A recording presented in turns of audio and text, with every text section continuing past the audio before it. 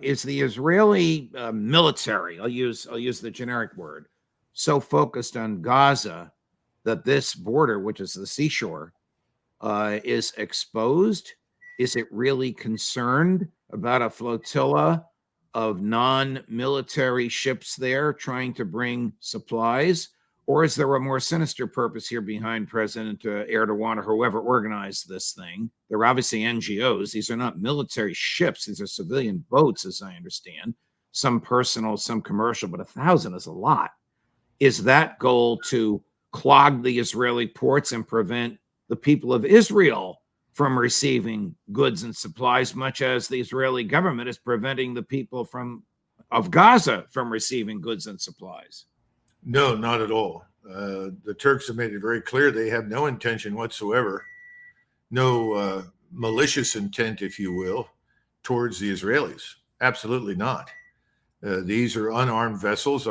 Just as the vessel back in 2010 was unarmed. So I see no evidence for that at all. I think it's exactly what I said. This has less to do with the Israelis than it does to do with Washington. We are the ones who control the cards in the game as far as Israel is concerned. We are Israel's only friend and true ally. Now, others will profess it, but let's be frank, we are it. We're the ones who have provided the military backstop to whatever Mr. Netanyahu wants to do. You know, go back to 2000, 2001, there were incursions into Gaza made by Ariel Sharon. They went in there, they destroyed some buildings, bulldozed things. Soon the phone rang in Tel Aviv, and Sharon listened to the President of the United States on the other end. At the time, it was W., the second Bush. And he said, look, Ariel, you can't do this. You're going to make more enemies than you need. This has to stop. We're trying to negotiate and work out a deal. You've got to pull those forces out right away. By the way, the Israeli generals at the time also made the same recommendation to Ariel Sharon, saying, don't go in there and don't do this. It's not going to help us. We don't have that now. There's nobody at the other end of the phone line capable of saying anything other than, yes, Mr. Netanyahu. Yes, Mr. Netanyahu. So this is not about harming Israelis at all. That's the last thing that Mr. Erdogan wants to become involved with.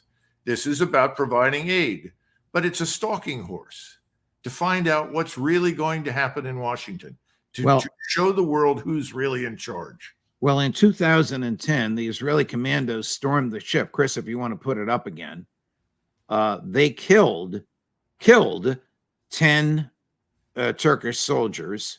Through some means, either negotiation or litigation, the Israeli government paid $10 million to the Turkish government, theoretically to be distributed to the families of those that were killed.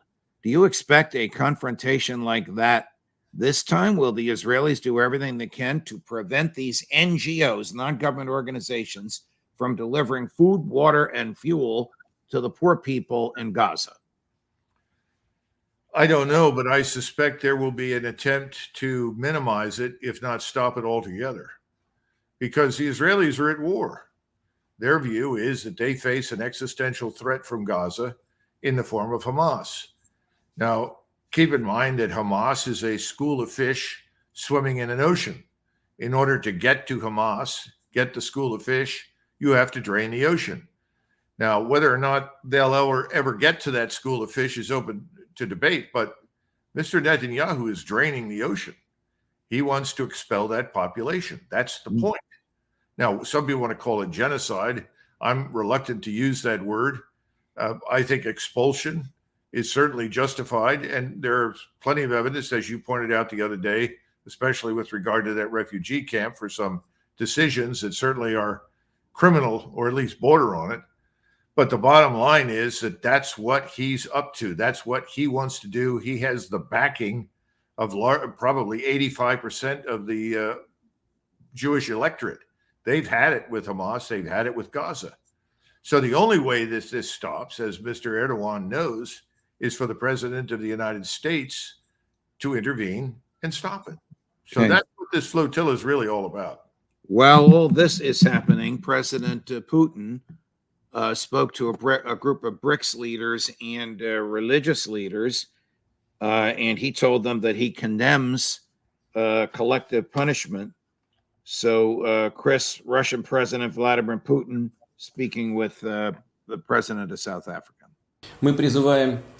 We call for joint efforts of the international community aimed at de-escalating the situation, a ceasefire, and finding a political solution to the Palestinian-Israeli conflict. And the BRICS states and countries of the region could play a key role in this work.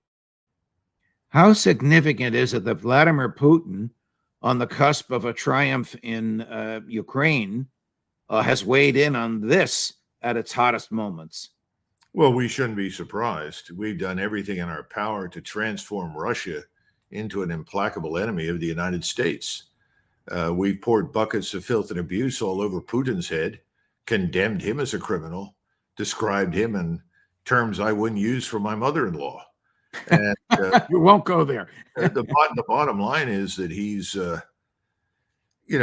sending another signal, though, and he's right to do this.